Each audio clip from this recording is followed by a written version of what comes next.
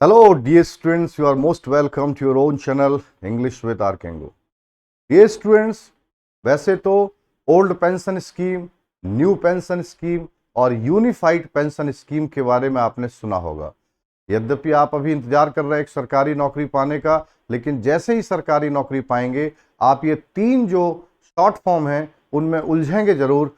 और उसमें उलझने वाले जो भी लोग हैं, चाहे आप आने वाले समय में या फिर अभी जो लोग भी इससे रिलेटेड हैं, आपके आसपास भी बहुत सारे ऐसे लोग होंगे जो यूपीएस, एनपीएस और ओपीएस यानी old pension scheme, new pension scheme और यूनिफाइड पेंशन स्कीम क्या है उसको लेकर एक आपको पूरी इंफॉर्मेशन मिलेगी। और दोस्तों, जो लोग भी एसएससी बैंक, सीडीएस, एनडीए की तैयारी कर रहे हैं उनके लिए तो हमारी विशेष रिक्वेस्ट है कि हमारे वीडियोज को 1 बाय 1 फॉलो करें, क्योंकि इसको पढ़ने से इंग्लिश की जो अंडरस्टैंडिंग आपकी बनने वाली है और जो मैं क्वेश्चंस हाईलाइट करूंगा खासतौर से जो इंग्लिश लैंग्वेज के, कहीं पे वोकैब हो सकता है, कहीं पे प्रेपोजिशन, कहीं पे ग्रामेटिकल पॉइंट और कैसे पूरे सेंटेंसेस का मीनिंग ड्राइव आउट करना है, इसको लेके वीडियो है। अगर वीडियो आपको पसंद आता है तो प्लीज़ इसे लाइक शेयर करना मत भूलिएगा।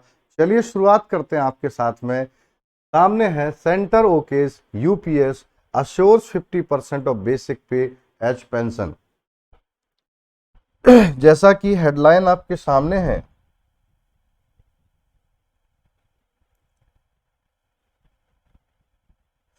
तो एक एक करके इसकी जानकारी मैं आपको देता रहूंगा, मीनिंग आपको बताता रहूंगा।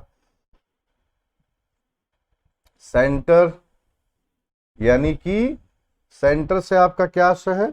देखिए, 3-4 शब्द आपके जो फेमस हैं वो आपके अक्सर आते हैं। The union government, the central government, the Indian government, the federal government, इस तरह के जो वर्ड्स आते हैं वो आप जरूर ध्यान रखिएगा। द सेंटर से यहाँ पे केंद्र सरकार है। ओकेश का मतलब होता है उसने क्लियर कर दिया है, अप्रूव कर दिया है, स्वीकृति दे दी है, अपनी अनुमति दे दी है। इस तरह से आप इसे ओके को एज ए वर्ब पढ़ेंगे। और इसे कैसे पढ़ेंगे? सब्जेक्ट के रूप में, नाउन के रूप में। ये क्या है? वर्ब के रूप में पढ़ेंगे। यूपीएस यहाँ पे क्या है? ऑब्जेक्ट है प्लस नाउन है। तो केंद्र सरकार ने यूपीएस की अनुमति दे दी है, उसको पास कर दिया, उसकी स्वीकृति ओके कर दिया, मतलब उन्होंने अपनी सहमति दे दी है। अश्योर का मतलब आश्वस्त किया है। 50% यानी 50% ऑफ बेसिक पे, जो मूल वेतन होता है, बेसिक पे जो होता है उसका 50% एज पेंशन यानी पेंशन के रूप में आश्वासन दिया है कि आपका जो भी बेसिक पे होगा उसका 50% आपको पेंशन के रूप में मिलेगा।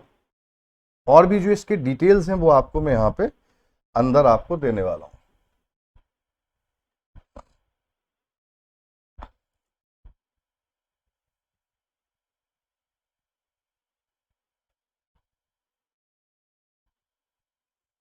यहां से देखें,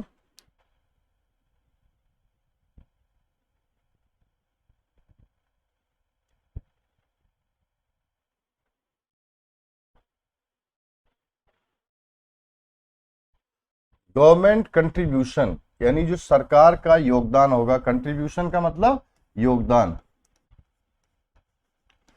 अब ग्रामेटिकली अगर इसको देखें तो गवर्नमेंट यहाँ पे एडजेक्टिव की भूमिका में है, कंट्रीब्यूशन आपका एज ए नाउन देखा जाएगा। तो सरकार का योगदान अप टू का मतलब होता है तक, 18.5% यानी 18.5% फ्रॉम 14%। 14% से 18.5% तक सरकार का योगदान होगा इसमें। डियरनेस रिलीफ, और जो महंगाई भत्ता है, डियरनेस जो रिलीफ है, डियरनेस तो महंगाई के लिए आता है, तो जो महंगाई रिलीफ राहत है वो भी इसमें जोड़ दिया गया, एडेड हो गया, उसको भी इसमें ऐड किया गया है। राइट। अब जरा देखें क्या क्या चेंज आ रहे हैं यूपीएस के अंदर, उसको आपको यहां से दिखाते हैं। ब्रिंगिंग सिग्निफिकेंट, और जूम कर दें आपके लिए,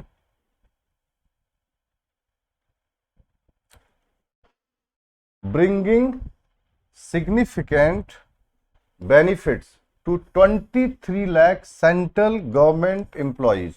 ये सब आंकड़े जानना चाहिए। 23 लाख जो केंद्र सरकार के कर्मचारी हैं उनको सिग्निफिकेंट माने महत्वपूर्ण और बेनिफिट्स माने लाभ, यानी कि 23 लाख केंद्रीय कर्मचारियों को महत्वपूर्ण फायदा लाते हुए या देते हुए, वैसे तो ब्रिंग लाने के लिए आता है, तो 23 लाख कर्मचारियों को महत्वपूर्ण फायदे देते हुए the central government on Saturday, central government ने सैटरडे को अनाउंस किया यानी घोषित किया एन ओवरहॉल। ओवरहॉल को नोट करें, ओवरहॉल का मतलब होता है सुधार।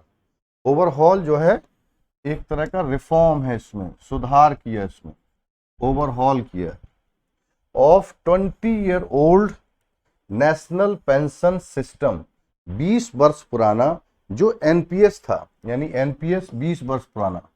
सबसे पहले क्या था, पहले अगर सीक्वेंस में जाएं तो सबसे पहले था OPS, old pension scheme, old pension scheme जो 2005 के लगभग पहले तक ओल्ड पेंशन स्कीम में कवर्ड हैं जितने भी एम्प्लॉयज हैं।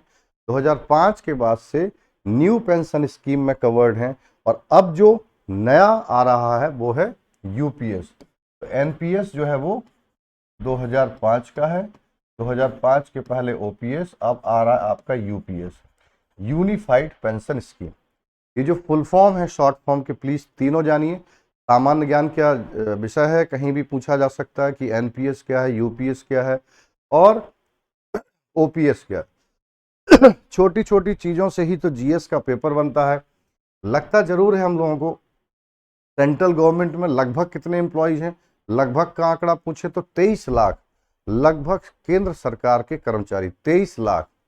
और देश की जनसंख्या कितनी है, जो लोग सरकारी नौकरी का इंतजार करते हैं उनको जरा इसका आंकड़ा आना चाहिए कि देश की जनसंख्या 1 अरब 40 करोड़ के ऊपर जा रही है, और केंद्र सरकार के जो कर्मचारी हैं वो 23 लाख के लगभग, और उसमें सरकारी नौकरी की तलाश जो कर रहे हैं। ऐसा नहीं है कि सरकारी नौकरी लोग पाते नहीं हैं, लेकिन उसका आप अगर आंकड़ा देखें, देश में जो डिमांड है, ज़रूरतें हैं जो युवाओं की सरकारी नौकरी की, और जो कंजम्पशन है या फिर जितनी ज़रूरत है केंद्र सरकार को अपने अलग अलग विभागों में, उसके हिसाब से अगर आप देखें तो ये लड़ाई एक गंभीर लड़ाई है। और यही कारण है कि आप इसकी गंभीरता समझते हो या ना समझते हो, लेकिन चूंकि मैं इसकी गंभीरता समझता हूं कि ये कैसे क्रैक किए जा सकते एग्ज़ाम जो सरकारी जॉब्स होती हैं, गवर्नमेंट जॉब्स होती हैं, यही कारण है कि आप देखें तो बहुत सारे लोग होंगे जिन्होंने चैनल पे इतने कम समय में इतने सारे वीडियो डाले हों।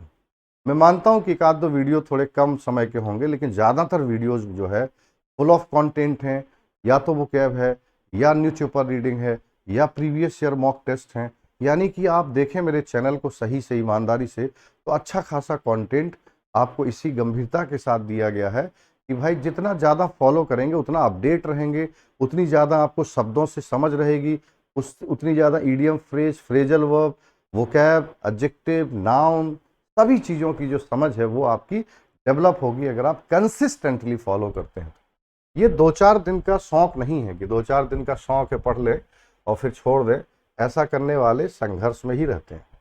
तो अब आप यहाँ पे आंकड़े लेते रहिएगा, जानकारी लेते। अनाउंस किया है ओवरहॉल यानी सुधार, जो 20 साल पुराना नेशनल पेंशन स्कीम है, इंक्लूडिंग अ हायर कंट्रीब्यूशन। और इसमें इन्होंने हायर मतलब जो पहले था उससे ज्यादा, हायर का मतलब ज्यादा योगदान शामिल किया है। हायर योगदान यानी कि ज्यादा योगदान अपना किया है बाई गवर्नमेंट, सरकार के द्वारा, फॉर अ गारंटीड, गारंटी की स्पेलिंग पूछी जाती है। गारंटीड यहाँ पे एडजेक्टिव के रूप में, हालांकि वर्ब का पास्ट पार्टिसिपल इसको बनाया गया है। तो गारंटीड पे आउट ऑफ 50%, यानी सुनिश्चित पे आउट करेंगे 50% ऑफ द एवरेज बेसिक पे drawn during the last 12 months of service. यानी सेवा के जो पिछले 12 महीने होंगे, मान लीजिए कि आपकी सेवा 2035 तक चलती है, तो 2035 के जो अंतिम 12 महीने होंगे, जो उनका औसत बेसिक पे होगा, उसका 50% देने के लिए इन्होंने बोला है। तो अब ये तो एम्प्लॉयज अपना समझेंगे, वही आपको ज़्यादा जानकारी देंगे कि इसको कितना वो वेलकम कर रहे हैं और कितना वो और बेहतर इसमें सुधार चाहते हैं। लेकिन ये स्थिति यहाँ अभी फिलहाल बन रही। with the unified pension scheme यानी UPS the government sought to bring the benefits. sought माने सरकार ने प्रयास किया है अपना कि bring, वैसे तो सीख, खोजना, चाहना, एफर्ट डालना, तो सरकार की कोशिश है bring the benefits कि वो जो फायदे हैं वो लेके आए on a par with the old pension scheme. On a par मतलब के समान, सिमिलर टू यानी के बराबर. ऑन अ पार को प्लीज छोटा फ्रेज है, के बराबर, इक्वल टू आप यहाँ पे डाल सकते हैं, के बराबर, ऑन अ पार विद. और इसका जो प्रेपोजिशन है, ये तो दो प्रेपोजिशन बहुत इंपॉर्टेंट है. ऑन अ पार विद, तब आपका आएगा equal to the old pension scheme, पुरानी पेंशन स्कीम के. तो लगभग पुरानी पेंशन स्कीम के आसपास ये यूपीएस के माध्यम से आना चाहते हैं. एंड ब्लंट द अपोजिशन, और अपोजिशन को ब्लंट करना चाहते हैं, यानी कि उनकी आवाज को धार कम करना चाहते हैं. विपक्ष की जो पैनापन है, जो धार है उनके बोलने में, उनकी आलोचना में, उसको ब्लंट करना चाहते हैं, उसको कम करना चाहते हैं. ब्लंट तो वैसे धार कम करना होता है, लेकिन यहाँ उनकी आवाज को, उनकी आलोचना को कम कर देना.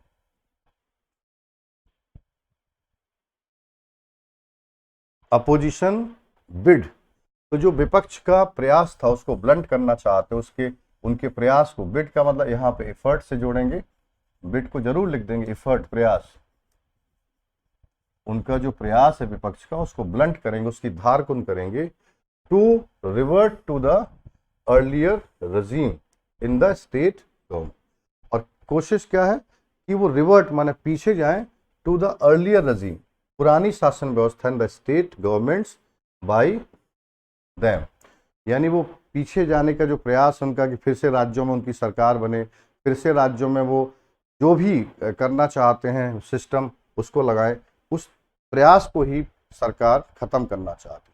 And mop up electoral dividends. और मॉप अप डिविडेंड अगर मिला के पढ़ें, मॉप अप और डिविडेंड, अब ये सब ऐसी जगह हैं जहां कोई बच्चा ऐसा नहीं होगा जो ये ना कह दे कि सर ये सब नई चीजें हैं जो रोज अखबार पढ़ने से ही मिलती हैं.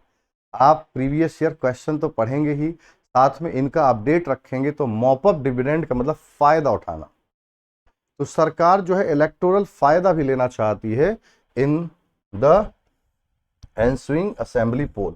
शुरू हो रहे, यानी जो शुरू हो रहे या जो होने वाले असेंबली पोल्स हैं, एंसुइंग का मतलब जो आगे होंगे, तो होने वाले जो विधानसभा चुनाव हैं, इसमें चुनावी फायदा भी लेना चाहती जो सरकार है बीजेपी.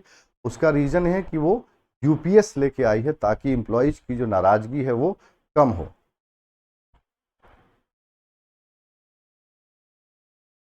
इतना ध्यान रखना कि मैं जो है न्यूज़पेपर को ऑब्जेक्टिव ढंग से पढ़ाता हूँ, निष्पक्ष रूप से पढ़ाता हूँ. जहाँ जरूरत होती है वहाँ रिएक्शन देता हूँ. बहुत ऐसे मुद्दे हैं जहाँ पे कि चाहे वो किसी भी तरह का मुद्दा हो, जहाँ पे कि पब्लिक ओपिनियन आप फ्रेम करेंगे कि क्या सही है क्या गलत है. जो इससे रिलेटेड लोग हैं वो इसको फ्रेम करें कि इसमें राइट क्या है, रॉन्ग क्या है, क्योंकि वो ज़्यादा बेहतर अपने इंटरेस्ट समझते हैं कि मेरे हित किस में है. तो हम और आप दूर से उनके हितों को बहुत स्पष्ट नहीं कर सकते कि उनके हित किस में है. तो ये जो ओपिनियन फ्रेम करेंगे कि यूपीएस सही है या ओपीएस सही है या एनपीएस सही है, ये उनका मुद्दा है जो इससे जुड़े हुए लोग. The decision also opens the doors. और इस फैसले ने, ये जो डिसीजन है, इसने ऑल्सो ओपन यानी खोल दिए हैं, द डोर्स माने दरवाजे, फॉर स्टेट, राज्यों के लिए, टू ऑफर यूपीएस, कि वो चाहे तो यूपीएस दे सकते हैं, क्योंकि अब केंद्र सरकार से ओके हो चुका है, तो सरकारें, राज्य सरकारें भी यूपीएस की तरफ जा सकती हैं. कंट्रीब्यूटरी स्कीम, और ये कंट्रीब्यूटरी स्कीम है, इसमें सरकार का भी योगदान है. Which will take the count of, जो कि बेनिफिट्स होंगे टू 90 लाख एम्प्लॉयज, लगभग 90 लाख कर्मचारी. अब ये जो है, मुझे लगता है केंद्र सरकार और अन्य स्टेट्स के लोग कर्मचारियों को जोड़ के बात कर रहे होंगे, और भी ज्यादा हो सकते, इतने कर्मचारियों को इसके फायदे मिल सकते हैं. विच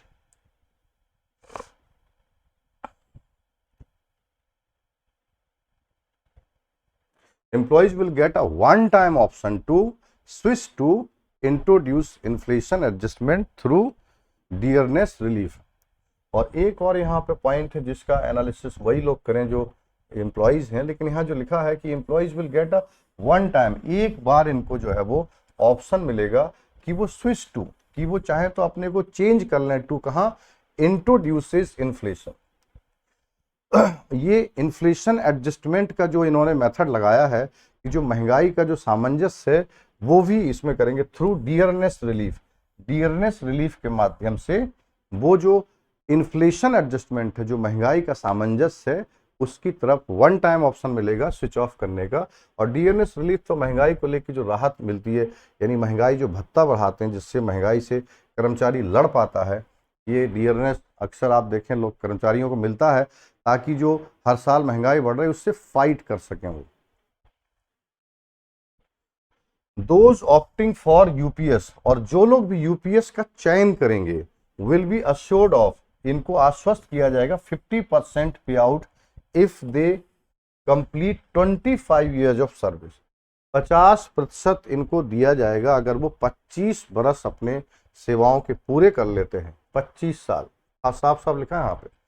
50% पे आउट जो है बेसिक पे का दिया जाएगा, और कब, इफ दे कंप्लीट 25 ईयर्स, यानी वो 25 साल पूरे करते हैं कर्मचारी of service.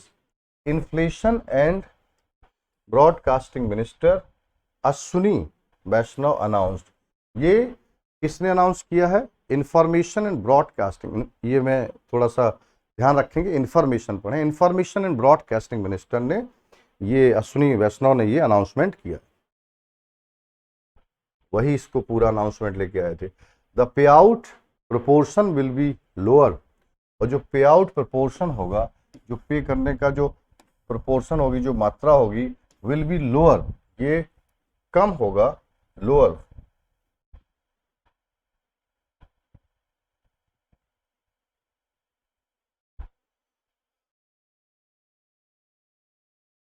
Those who put in fewer years, और छूट रह गया यहां से देखिए,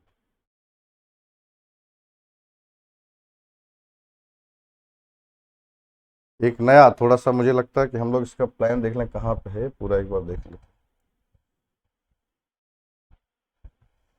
हम लोग इसको पढ़े, इसके बाद लोअर फॉर दोज यहाँ पे पढ़ना था। तो जो the pay out proportion will be lower for those who put in a fewer years in the government job.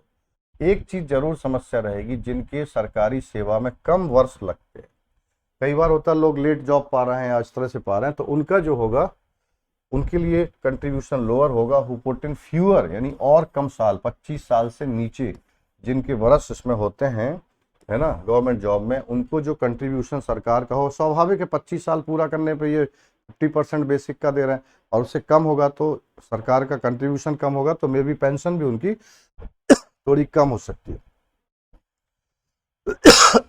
Cabinet secretary designate, cabinet secretary जो डेजिग्नेट किए गए थे TV Somanathan, who claimed the who chaired the committee, जिन्होंने इस समिति को chair किया। दरअसल ये जो वर्ड्स होते हैं हमारे स्क्रीन पर जो है वो ब्लर्ड होते हैं, थोड़ा बहुत सावधानी से पढ़ना होता है, इसके लिए थोड़ा टेक्निकली मैं जानकारी लूंगा हाउ टू हैंडल इट। लेकिन ये जैसे जूम करते हैं तो जैसे चेयर्ड है द कमेटी, तो सोमनाथन ने कमेटी को चेयर किया है, यानी अध्यक्षता की, चेयर यहाँ पे क्रिया है, अध्यक्षता करना। दैट रिव्यूड एनपीएस, जिसने एनपीएस को रिव्यू किया। Told reporters that following the announcement, उन्होंने भी रिपोर्टर्स को बताया कि इस अनाउंसमेंट के चलते, following the announcement, government's contribution towards UPS will rise to 18.5%। उन्होंने कहा कि जो सरकार का योगदान है अब जो बढ़ेगा वो 18.5% हो जाएगा, अगेंस्ट 14% करेंटली। अभी जो सरकार का योगदान है वो 14% तक है, लेकिन इसको बढ़ा के 18.5% तक कर दिया जाएगा, यानी सरकार भी अपना पैसा उसमें जोड़ेगी।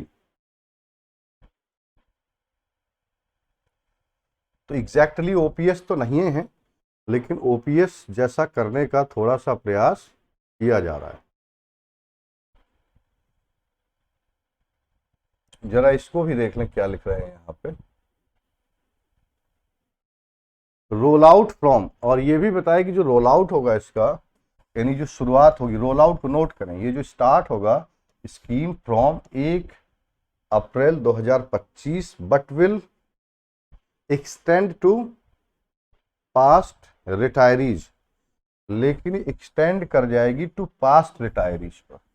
जो पीछे रिटायर हुए लोग हैं उन पर भी ये लागू हो जाएगी। अब लागू तो ये होगी 1 अप्रैल 2025 से, लेकिन कुछ लोग जो अब जहां तक कवर करेंगे वो देखना पड़ेगा। जो पीछे रिटायर हुए थे 10, 15, 20 सालों के अंदर, मे बी क्या उनको आच्छादित करते, उनको कवर करती है स्कीम के नहीं, क्योंकि लिखा है पास्ट रिटायर। और आगे की जो इन्फॉर्मेशन है वो भी मैं आपको बता देता हूँ। विल रिजल्ट इन, और इसका जो परिणाम होगा, एडिशनल आउटगो ऑफ, जो मतलब इसमें खर्चे अर्चे बता रहे हैं, रिजल्ट इन है लगभग 6,250 करोड़ रुपए, 6,250 करोड़ रुपए। एनदर, और अलग से 800 crore to be spent in clearing arrears. 800 crore इसलिए जो है और लगेगा क्योंकि जो पीछे रिटायरीज हैं, अगर उसको स्कीम में कवर करेंगे तो उनको कवर करने में 800 करोड़ रुपए और जाएगा, और 6,250 करोड़ रुपए ये जो है एडिशनल खर्चा इस पे चला जाएगा। जब इस पेंशन स्कीम को यानी कि यूपीएस को फॉलो करेगी सरकार, तो इतना सरकार का बजट और जाएगा। एम्प्लॉय, एक जो बढ़िया चीज है वो समझिएगा, employees to get one time option, इनको एक बार ऑप्शन मिलेगा to switch from NPS to UPS. एक बार ऑप्शन मिलेगा कि भैया आपको एनपीएस से यूपीएस में आना है क्या, तो आप वन टाइम स्विच कर सकते हैं, इसका आप बदल सकते हैं। इन एनपीएस, जो एनपीएस था, यानी इसका फर्क समझ लें यहां से, जो न्यू पेंशन स्कीम थी इन एनपीएस बेस्ड ऑन, जो आधारित थी on returns from contribution invested in debt and equity. जो न्यू पेंशन स्कीम थी उसमें जो कंट्रीब्यूशन आता था वो निवेश से आता था, जो हम लोग निवेश करते थे, जैसे कर्मचारियों को कुछ परसेंट कुछ सरकार ने मिलाया, मान लीजिए कि 10 रुपया कर्मचारी से लिया, 10 रुपया सरकार ने दिया, 20 रुपया हुआ, उसको जो है इन्होंने क्या किया, इन्वेस्टमेंट किया। इन्वेस्टमेंट के माध्यम से इनका जो है जो भी रिटर्न बेनिफिट आया, इंटरेस्ट वगैरह जो मिला, उससे ये पेंशन का उसको प्रबंध करने का व्यवस्था था।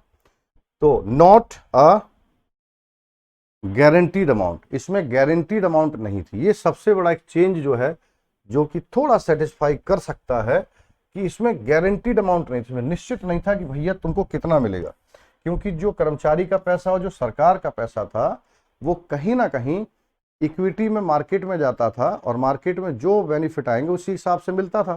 तो गारंटीड नहीं था, कम हो सकता था, थोड़ा ज़्यादा हो सकता था। अब जो है वो गारंटीड है कि जब भी रिटायर करेंगे आप, अगर 25 साल पूरे हो गए हैं, तो जो 25 साल पूरे होने पर जो लास्ट 12 मंथ की जो बेसिक पे है, यानी मूल वेतन है, उसका 50% सरकार कह रही कि हम गारंटीड पे करेंगे कर्मचारी को पेंशन के रूप में। तो उम्मीद है कि ये सेशन आपको पसंद आएगा, और इसमें क्या क्या और देखें। इंश्योर्स फाइनेंशियल सिक्योरिटी एम्प्लॉय, तो मोदी जी के बयान है कि इससे वित्तीय सुरक्षा मिलेगी। और रोल आउट कब होगा, अंडर यूपीएस जो क्या क्या है, और अंडर यूपीएस भी मैं थोड़ा सा इसको समझा दूं क्या क्या है। ये यूपीएस की डिटेल्स भी थोड़ा थोड़ा ले लीजिए। Under UPS 50% of average basic पे ड्रॉन ओवर लास्ट 12 मंथ्स, जो कर्मचारी के पिछले 12 महीने में जो मूल जो वेतन होगा उसका 50% गारंटीड होगा for those completing 25 years of service. ये 50% गारंटीड यूपीएस में किसके लिए, जो पूरी 25 साल की सेवाएं कर लेते हैं। 25 साल हो सकता है, अगर आप 30 में भी 35 तक भी अगर आप जॉब पाते हैं तो भी आप 25 साल पूरे कर सकते हैं भाई, 60 साल तक। लेकिन ये देखना पड़ेगा कि आप इस समय तक नौकरी पा रहे हैं कि नहीं। ज़्यादातर इसी समय पाते हैं लोग, तो पूरा का पूरा 50% मिल सकता है, और इससे कम होगा तो फिर उसका कंट्रीब्यूशन कम हो जाएगा सरकार। ऑन डेथ ऑफ एम्प्लॉय, ये खास चीज है भाई, ऑन डेथ ऑफ एम्प्लॉय, अगर किसी कर्मचारी की अकस्मात कोई जो है मृत्यु हो जाती है, तो family pension of 60% of employees pension, जो एम्प्लॉयज की पेंशन है, ध्यान रखना, जो कर्मचारी की पेंशन बननी थी बेसिक का 50%, उसका 60%, मुझे जो लग रहा है, फिर बाकी आप कैलकुलेट करिए, 60% of employees pension to be paid to spouse. तो मान लीजिए कि अगर 100 रुपये बनना था। 50% जो अश्योर्ड यानी जो गारंटीड पेंशन थी 25 साल पूरा करने पे, मान लो उस पर उसको 100 रुपये मिलना था, तो 60 रुपये यानी उसका 60 रुपये यानी 60% जो किसको मिलने वाला है, जो भी कर्मचारी का स्पाउस। स्पाउस का मतलब चाहे वो हस्बैंड हो चाहे वाइफ हो, दोनों के लिए आता है। अगर पत्नी है तो शायद पति को, और पति है तो पत्नी को, ऐसे डिपेंडेंट के सेंस में होता है स्पाउस को, right. Minimum pension of 10,000 for, और एक चीज और बोला कि भैया 10,000, तो पहले क्या हो रहा था, कई लोग इधर बीच एनपीएस में जो रिटायर हुए थे उनमें कई लोगों के साथ क्या हुआ, किसी को 2,000, किसी को 2,500, किसी को 1,700, किसी को 32 रुपये पेंशन मिल रही। तो एक तरह का मजाक बन चुकी थी पेंशन एनपीएस के तहत जो था, क्योंकि इक्विटी में लगता था पैसा। तो कई कर्मचारी बड़े फ्रस्ट्रेट थे कि यार भाई ये तो बेकार है, बेकार है। तो उसमें भी सरकार ने कहा कि भाई कम से कम 10,000 रुपये a month for 10 years of service. अगर आपने 10 साल की भी सेवाएं की हैं तो 10,000 रुपये आपका पेंशन के रूप में तो मिनिमम मिलेगा ही। कम से कम एक बुढ़ा बुढ़ी का खर्चा इसमें निकलता रहेगा, है ना। नहीं तो बुढ़ा बुढ़ी की सेवा भी कम होती जा रही थी ना भाई। जो बुढ़ा बुढ़ी थे जब उनको पेंशन मिलती थी तो उनके जो बेटा बहू है ना, बेटी, सब उनको खिलाने पिलाने के लिए दादा दादी को परेशान रहते थे कि दादा दादी प्रसन्न रहेंगे तो 1,000 2,000 तो चाहे जब झटक लेंगे, है ना। लेकिन जब पेंशन ही नहीं है तो क्या झटकोगे। तो फिर ऐसे लोगों को खिलाने पिलाने में एक तरह का बर्डन बन जा रहा था बेटा बहू के लिए। अब ये बात सुनने सुनाने में खराब है, लेकिन सच्चाई तो सामाजिक काफ़ी हद तक देखने को मिलती ही रहती है।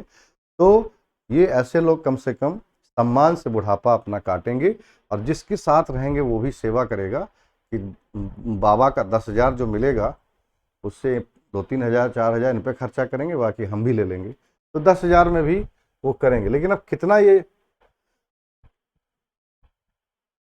सही है कितना गलत है भाई आप ही लोग तय करिए इसको। Lump sum payment for every year of service, और मोटा मोटी जो पेमेंट है ना, for every year of service, हर साल का जो सर्विस का है उसको। इसको थोड़ा सा डिटेल सर्च करना पड़ेगा, इसकी डिटेल नहीं दी है। और पीरियोडिक इन्फ्लेशन एडजस्टमेंट होगा पेंशन में।